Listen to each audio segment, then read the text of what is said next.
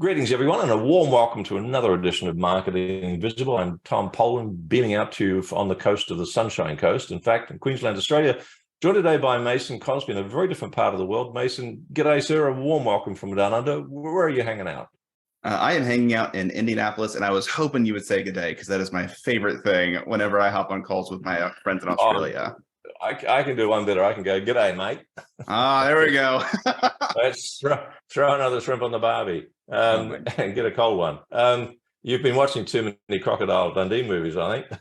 That and Instant Dream Hotel, but that's another conversation for another day. All right, it is indeed. All right, well, it's great to have you here, sir. Thank you so much for showing up, and humble apologies for asking you to reschedule. Let's kick into it. Mason serves as the lead for business development at Gravity Global. So he has an absolute obsession for practical growth strategies, which is refreshing because there's so much BS and stuff out there on the internet that just flat out does not work. People want to take your money and go, trust me, give me your money and I'll show you how it works. And it doesn't work. So he is responsible for ensuring that Gravity is constantly optimizing their marketing efforts. He's a great believer in obviously preaching what he actually does to the clients, but making it not only just easy, but actually more effective for B2B organizations to create and generate and scale predictable revenue flow. And I know, Mason, from my own small amount of work in this area, it's a very deep rabbit hole and it can get incredibly complicated. So, but I'm going to be all ears to listen to what you've been discovering and proving that works. Title today, folks, is Business to Business Growth Strategies That Actually Work, parenthesis, shock, exclamation mark. Because we know there's so much out there that's talk that doesn't work. So, Mason, let's kick into it. Our 7 minutes is going to start as soon as I find the clicky thing. Now, question number one, so who's your ideal client?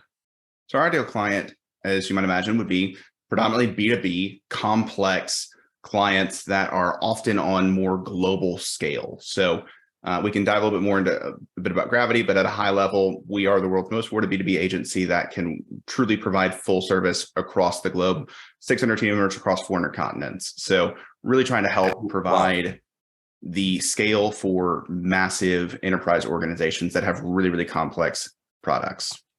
So thank you for that. That probably leads us nicely into the describing the problem you solve. So we've got it's complicated for folks, but like a relationship, it's complicated. But how would you define the problem that you solve for your clients?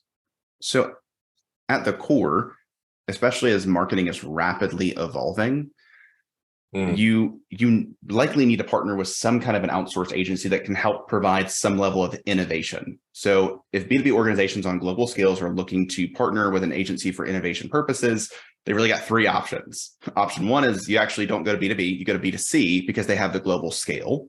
And then again, it's the one agency versus these conglomerates. Option two is you end up getting 15 different agencies, and some people actually hire an individual that just manages agency relationships across 15, 20. Sometimes we have a client that's got 100 different agency relationships.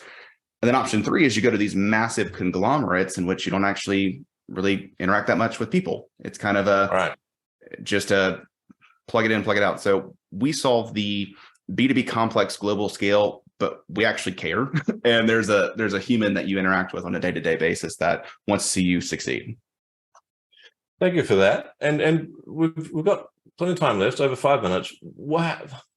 Give me some of the symptoms, if you would. This is question 3 of an organization or an executive. What are they seeing? What's going on in their business? It's kind of like a clue that they should be reaching out to you guys.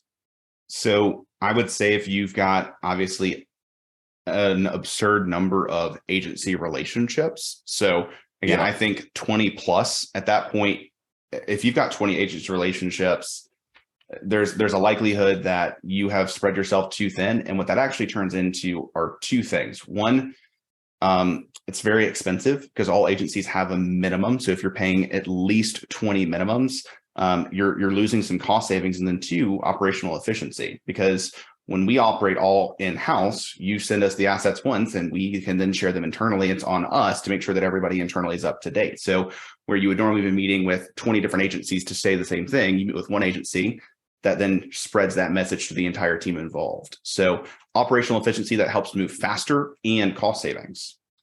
Right. And so there's a lot of money going out to a lot of agencies. It's incredibly complex, and you've probably got a feeling that things are slipping between the cracks, and it's simply not optimized. Yep. What would you say? I can guess one of the common mistakes that your clients have made before they find your solution would be, let's just hire another agency. So this is question 4. Are there any other common mistakes that you see that your clients have made before they find you? So realistically, everything that we've talked about thus far is essentially our agency and our value. But as far as like mistakes from an actual tactical, practical marketing perspective, okay, great. What most people think is realistically very tactically focused. So they're thinking, what's our Google strategy? Like, what's our LinkedIn strategy?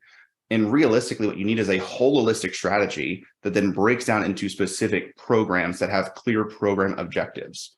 So what is our account-based marketing strategy program? What is our customer expansion program objectives? And again, from there, once you have high-level objectives, you can build out that strategy, and then the tactics just support the strategy. So don't think tactic first, think goal first, and then actually have clear objectives across customer acquisition, pipeline acceleration, and customer expansion. And so you got alignment across every platform rather than trying to figure out something for each platform individually. Yuck. Okay, so thank you for that. So that covers off a common mistake. Is there any practical tips you could give people? This is question 5. In addition to starting with the overarching strategy, is there any top tip you could give folks that's going to help them? It's not going to solve the whole problem, but it might take them a step in the right direction. So I think one of the best pieces of advice is when you are making out your marketing goals specifically, also look at, obviously, again, business level objectives, but also sales goals. And what we've actually seen a lot of clients do is that sales is having their own separate goal conversations and marketing's having their goal conversations. Right. And we talk a lot about sales and marketing alignment, but if there's not goal alignment, then how can you have that alignment? So I would realistically have a conversation at an executive level to say, what's the annual quota? What % are we expecting marketing to deliver from a pipeline sourcing perspective? If you can't have that conversation, then realistically, you're not going to find great success. Right. So true. So often there's a wall between marketing objective and sales objectives. And when the wall does come out, there's a bun fight. So thank you, sir. 70 seconds left. Valuable free resource. Where can we direct people to get more of this? So if you want, this is my favorite thing that we've ever done. So again, I work at a company called Gravity Global, but we were actually acquired. So back in May, I was a part of a company called Mojo Media Labs that in April had hosted a day-long virtual event called ABM-a-thon. So if you go to mojomedialabs.com/ABM, you can find 20 ungated sessions that are about 16 hours of ABM specific content. Yeah, this is pretty amazing. I'm on the website right now. Best practices, understanding buyers, target account list, personalization, tech data, and turning tech data into revenue, and so on and so on. There's so much more there. Thank you for that. 30 seconds left. What's the one question I should have asked you but didn't? What is Dracula's favorite marketing strategy? And what is Dracula's? You know, werewolves kill vampires, right? But let's get off of that. What is it? Account-based marketing. Very good. Boom. Mason Cosby, thanks so much for your insights and your sense of humor. Cheers. Thank you. Thanks for checking out our Marketing the Invisible podcast. If you like what we're doing here, please head over to iTunes to subscribe, rate us, and leave us a review. It's very much appreciated. And if you want to generate 5 fresh leads in just 5 hours, then check out www.5hourchallenge.com.